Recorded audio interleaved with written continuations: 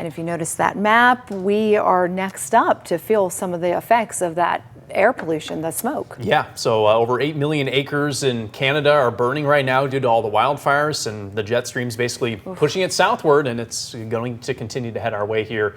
Likely tomorrow being the peak day for smoky skies over North Alabama. Okay. So. Let's get a look at the map. That's where the smoke is right now across the eastern U.S. You don't talk too often about smoke in the eastern U.S. It's obviously more common in the west, but a lot of this wildfire activity is actually occurring in southeast Canada, which is unusual, but we're seeing that drift into the mid-Atlantic, the northeast U.S., and now we're going to see that surge southward tonight. You might notice a little bit of a reddish hue in the sunset this evening, but you'll notice it even more in the sunrise tomorrow and the sunset tomorrow. You see the yellows and the reds. That's where the smoke will be thickest. So it looks like right around sunset tomorrow is when it will be at its peak for us in North Alabama, and then that gradually will clear out as we head into Thursday.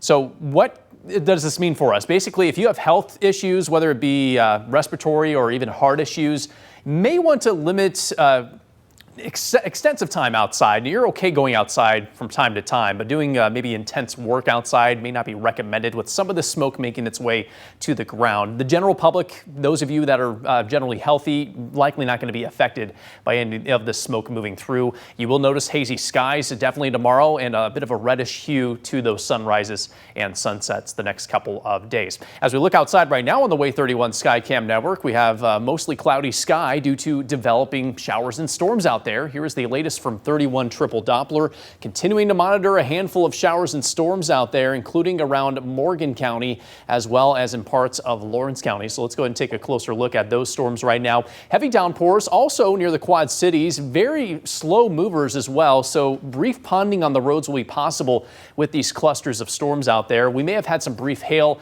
south of Hartselle with that storm in Morgan County. As far as the rest of us are concerned, we are primarily dry for the time being and anticipate that we'll see a drying trend as we head into this evening. Future radar has things quieting down pretty quickly around 7, 8 o'clock this evening, and we're likely going to stay that way for the rest of your Tuesday night. Current temperatures are in the mid to upper 80s in most spots, including 86 in Huntsville. Seasonable lows with overnight temperatures down to the mid 60s. We do climb back to the 90s in several spots on Wednesday, including 91 in Huntsville.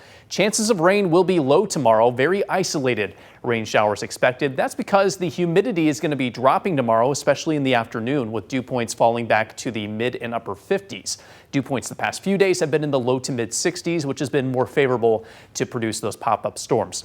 Walking through future radar tomorrow, again, a handful of showers possible in the afternoon. These will be most likely farther to the south, but as you can see, they're pretty isolated, and we're not anticipating too much rain tomorrow.